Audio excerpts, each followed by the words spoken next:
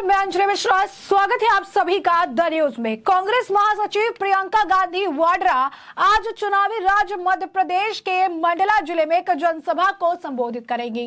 कांग्रेस की प्रदेश इकाई के मीडिया विभाग के अध्यक्ष के मिश्रा ने इसके बारे में जानकारी दी है और आगे का शेड्यूल भी बताया है। जैसे ही पता चला कि प्रियंका गांधी वाड्रा जो है वो मध्य प्रदेश आ रही है, इसे लेकर अब मध्य प्रदेश के मुख्यमंत्री शिवराज सिंह चौहान का बयान सामने आया, जहां पर उन्होंने, अगर आप कहेंगे, प्रियंका गांधी वाड्रा से कई सारे सवाल जो है वो पूछे हैं। उन्होंने पूछा है दिग्विजय सिंह के, आप कह सकते हैं, बयान को लेकर सवाल। उन्होंने पूछा है कि किस तरीके से प्रियंका गांधी जो इस वक्त, अगर आप कहेंगे कि राजस्थान में और सारी चीजें जो है वहां पर नहीं देख रही हैं, वहां पर अत्याचार हो रहा है और चीजें हो रही हैं, और यहां पर वो मध्य प्रदेश आ रही है। यही नहीं, आपको बता दें कि एक्स पर धोखेबाज प्रियंका भी इस वक्त जो है लिखकर ट्रेंड हो रहा है। और इन सब के बीच अब मध्य प्रदेश के मुख्यमंत्री शिवराज सिंह चौहान ने कहा है कि मैं प्रियंका गांधी से सवाल पूछना चाहता हूं। आखिर क्या सवाल पूछना चाहते हैं शिवराज सिंह चौहान, जरा सुनिए। मैं प्रियंका जी से सवाल पूछना चाहता हूं। आपकी पार्टी के नेता पूर्व मुख्यमंत्री दिग्विजय सिंह पीएफआई पर कार्रवाई का विरोध कर रहे हैं। पीएफआई टेरर फंडिंग करती है, आतंकवादी गतिविधियों में लिप्त है, बैन लगा हुआ है, देश की दुश्मन है, और उस पर कार्रवाई अगर होती है तो दिग्विजय सिंह विरोध करते हैं। क्या यही कांग्रेस का स्टैंड है? आतंकवादियों को महिमा मंडित करना, सर्जिकल स्ट्राइक का विरोध करना, पीएफआई पर कार्रवाई का विरोध करना। आप मध्य प्रदेश आ रही प्रियंका जी, जवाब देना पड़ेगा। क्या दिग्विजय के बयान से आप सहमत हैं? क्या पीएफआई पर कार्रवाई का कांग्रेस विरोध कर रही है? और आप मंडला आ रही है, आदिवासी जिला मंडला। एक सवाल का और जवाब देना पड़ेगा। मेरी आदिवासी बहनें जवाब मांग रही है।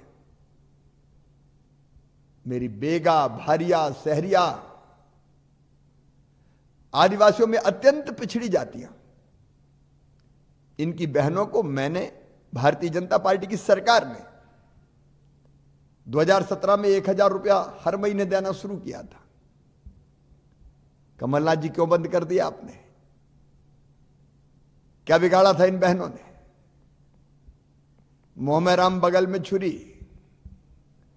सामने आदिवासी प्रेम, और पीछे दी गई सुविधाएं समाप्त करने का अपराध आपने किया। जवाब तो देना होगा। और प्रियंका जी आई हैं तो फिर झूठ परोसेंगी। कर्जा माफी का झूठ पिछली बार बोला गया था, 10 दिन में माफ। बेरोजगारी भत्ता देंगे का झूठ, समर्थन मूल्य पर बोनस देंगे का झूठ। कितने झूठ आखिर? ये झूठ की गारंटी देने आ रही है क्या आप? तो जैसा कि आपने सुना, उन्होंने कहा कि मैं प्रियंका गांधी से सवाल पूछना चाहता हूं कि आपकी पार्टी के नेता और पूर्व मुख्यमंत्री दिग्विजय सिंह पीएफआई पर कार्रवाई का विरोध कर रहे हैं। क्या ये कांग्रेस का रुख है? आप मध्य प्रदेश आ रही है, आपको जवाब देना होगा कि क्या आप दिग्विजय सिंह के बयान से सहमत है।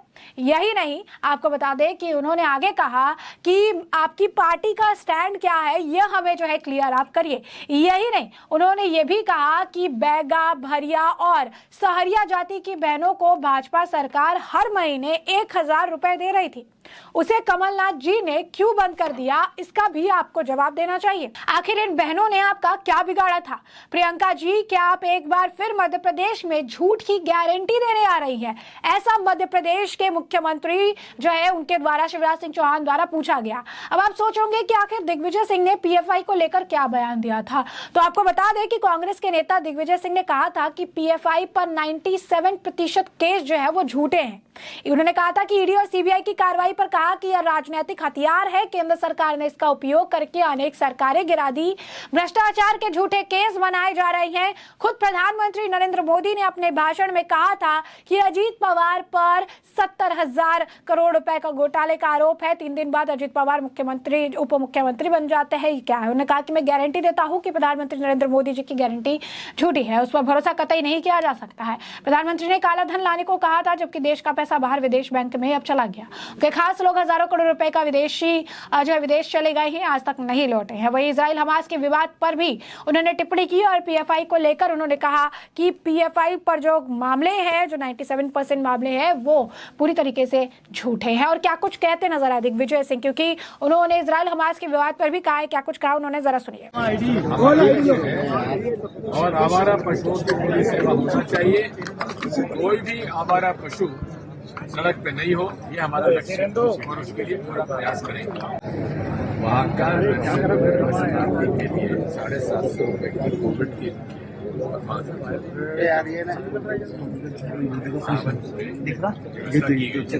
लेकिन सावन के बाद भी 750 रुपये किए जा रहे हैं।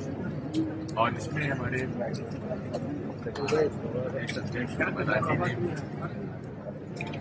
गोविंद सिंह जी ने भी और जयमन इस मामले में कहा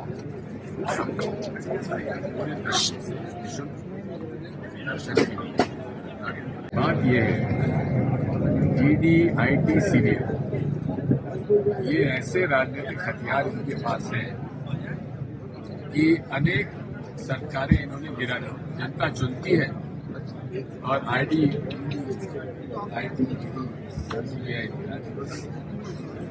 झूठे केस बनाए जा रहे हैं।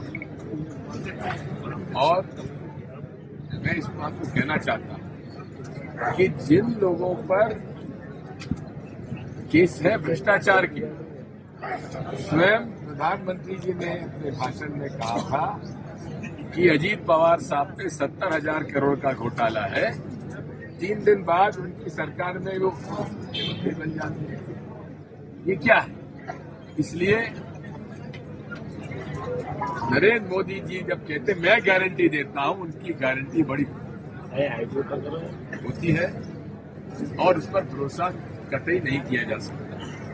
हम उसकी घोर निंदा करते हैं।